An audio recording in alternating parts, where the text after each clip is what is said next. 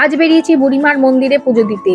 রাস্তা কাজিরাঙ্গা ফরেস্টের পাশ দিয়ে। আমি তো এক্সাইটেড, ভাবলাম আজকে বাঘগন্ডার না দেখলে নামই বদলে ফেলবো। গাড়ি চলতে শুরু করলো, প্রথমে একটা গরু। আমি বললাম ঠিক আছে, ওয়ার্ম আপ। আরো একটু গেলাম, আবার গরু, আরো একটু, আবারও গরু। এক সময় মনে হলো কাজিরাঙ্গার সব প্রাণীদের আজ নাকি ছুটি, শুধু গরুরাই ওভারটাইম করছে।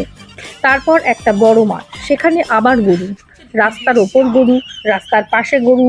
জঙ্গলের দিকে তাকালাম, মনে হচ্ছিল এবার কিছু একটা হবে। না, ওখানেও গরুই ভিআইপি। পাহাড়ের ভিডিও তুলতে গেলাম, ঠিক তখনই সামনে এমন গাড়ির লাইন, পাহাড়ও বোধহয় বলল আজ আমার মুড নেই। তারপর বুড়িমার মন্দিরে পুজো দিলাম, ফিরে এসে দেখি একটা গরু আমার গাড়ির জানলায় মুখ ঢুকিয়ে দাঁড়িয়ে। আমি একটু খেতে দিলাম, ব্যাস। ও এমন ভাব করলো যেন ছোটবেলা থেকে আমি ওরই দায়িত্বে ছিলাম।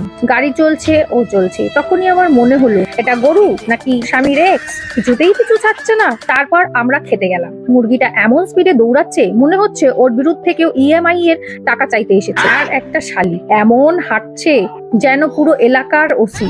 আজকের ট্যুরের সারাংশ: বাঘ ছুটিতে, গন্ডার মিটিং এ, হরিণ ফোন ধরেনি, আর গরু পুরো ট্রিপের ম্যানেজার।